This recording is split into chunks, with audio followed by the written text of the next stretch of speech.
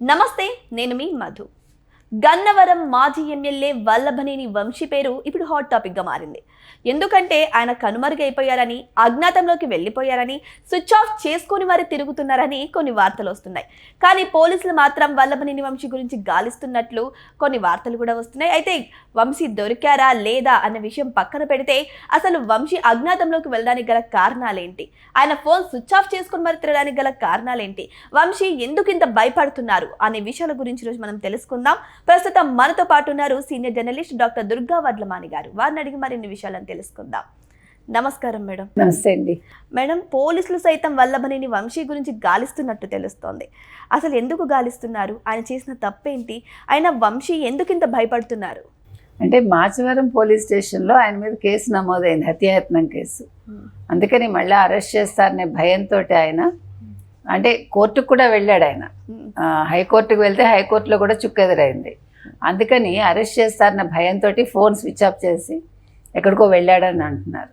నా లెక్క అయితే ఆయన్ని యలహంకలో పట్టుకోవచ్చు, యలహంక ప్యాలెస్లో ఉన్నారేమో. గతంలో నేను వాసుదేవరెడ్డి విషయంలో అన్నాను, వాసుదేవరెడ్డి బెంగళూరులో ఉంటాడేమో యలహంకలో అని.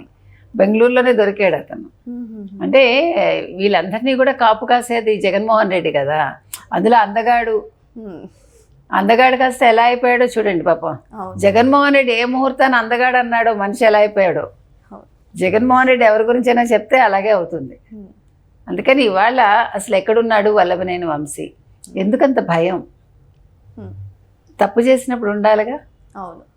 మీ అందరూ ఒక జగన్మోహన్ రెడ్డి కోసం పనిచేసి బూతులు మాట్లాడటమే జీవితం అనుకుని తెలుగుదేశం పార్టీలోంచి వచ్చి వైసీపీలోకి వెళ్ళి మీరు నేర్చుకున్న సంస్కారం ఏంటి?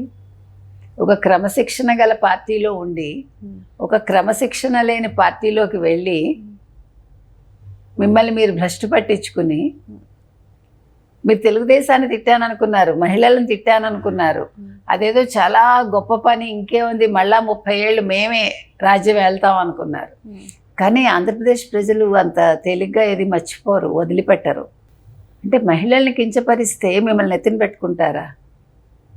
ఉతిగా ఆరేయాలిగా. ఖచ్చితంగా. అందుకని మిమ్మల్ని పట్టుకుని వతకకుండా పోలింగ్ బూత్లో వాళ్ళ కోపం చూపించారు. అందుకని ఇవాళ వల్లభనేని వంశీ ఎక్కడున్నారు? దొరికాడనే అంటున్నారు, తెలియదు మనకి. అంత దొరకకుండా ఏం పెద్ద కష్టం కాదులేండి, పట్టుకోవచ్చు.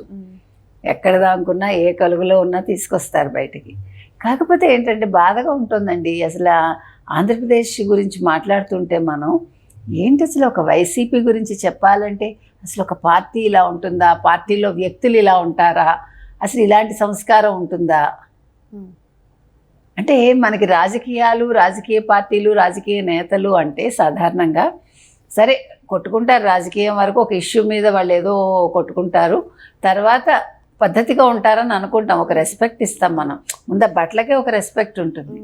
అలాంటిది వైసీపీ వచ్చాక విలువలు అనే పదానికి అర్థం లేకుండా పోయింది.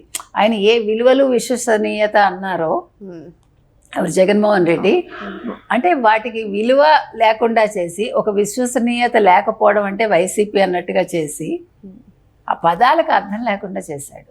అంటే బూతులే ఒక జీవితం, బూతులు నేర్చుకోవటమే పరమావధి అన్నట్టుగా వైసీపీ వాళ్ళు తయారయ్యారు. ఎవరైనా తిడుతుంటే నవ్వటమే పరమావధి అని మహిళా నేతలు అనుకున్నారు. లేకపోతే ఒక నిండు సభలో ఒక వల్లభనేని వంశీ లాంటి వాళ్ళు, ముఖ్యమంత్రిగా పనిచేసిన 3 సార్లు పనిచేసిన చంద్రబాబు నాయుడు భార్యను తిడుతూ ఉంటే ఒక రోజు వీళ్ళందరూ కూడా మహిళలు కదా, వెంటనే అడ్డుకోవాలి కదా. నువ్వు ఏ పార్టీ అయితే ఏంటి, నిన్ను ఇప్పుడు ఇవాళ శివాజీ 2 మాటలు అంటే రెచ్చిపోతున్నారు కదా ఈ సోషల్ మీడియా కావచ్చు, లేకపోతే ఎవరు సామాజికవేత్తలు అన్నవాళ్ళు కావచ్చు, ఫెమినిస్టులు అన్నవాళ్ళు కావచ్చు. మరి ఆ రోజు ఏమయ్యారు? మీరందరు నోర్లు పడిపోయాయా? ఇంత తప్పు. ఏ మహిళ మీద దూషణ జరిగినా, ఏ మహిళకు అన్యాయం జరిగినా, మీరు ఏ ప్రాంతం కాదు, ఏ దేశం కాదు, ఏ రాష్ట్రం కాదు, మాట్లాడాల్సిన బాధ్యత ప్రతి మహిళ మీద ఉంటుంది, అడ్డుకోవాల్సిన బాధ్యత ప్రతి మహిళ మీద ఉంటుంది. మరి అలా మాట్లాడిన వాడు ఇవాళ ఇలా ఉండకపోతే ఎలా ఉంటాడు? ఆడదాని ఉసిరి ఎవరినైనా సరే కాల్చేస్తుంది, గుర్తుపెట్టుకోండి. ఇవాళ సీతాదేవిని అన్నాడు కదా, ద్రౌపదిని అన్నాడు కదా అన్వేష్ అన్నవాడు, వస్తాడు. వచ్చాక ఏమవుతాడో చూడండి. ఇవాళ వంశీ పరిస్థితి ఎలా ఉందో అంతకు మించి ఉంటుంది. కానీ వల్లభనేని వంశీ టీడీపీ నుంచి వచ్చిన వ్యక్తి వైసీపీలో ఓడిపోయిన తర్వాత మళ్ళీ ఇప్పుడు టీడీపీతో సత్సంబంధాలు కొనసాగించాలని ట్రై చేస్తున్నట్టు తెలుస్తుంది.